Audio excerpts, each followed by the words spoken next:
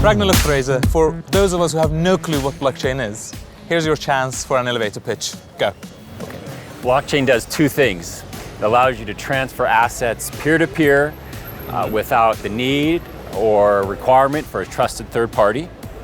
Number two, as a result of that transfer, you have a record on an immutable database that is public.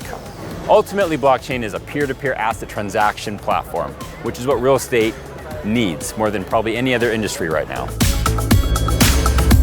Real estate is the best use case for blockchain because it involves transactions, exchange of assets, it involves payments, which is money, and involves a need for a registrar.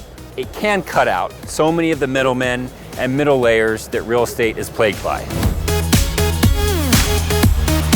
But in the context of real estate, what are the distinct advantages and disadvantages of using blockchain compared with the traditional models, and what are the significant risks? The biggest advantages for real estate is lower cost, faster transaction, greater transparency, greater liquidity. It allows you to then use one open source platform because Bitcoin and blockchain is an open source platform.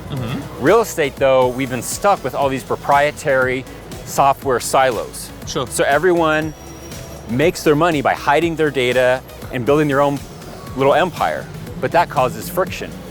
Blockchain does the opposite. It's all open source, easy to use. That's the biggest advantages. Disadvantages, that's tough for me to say because I think it's so wonderful.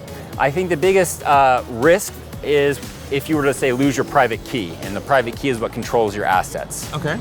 The second risk would be being left behind by not using it.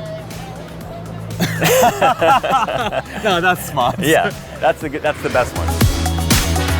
Some cities are becoming more important and richer than states. So when you think investment strategy, do you think local or global? Both.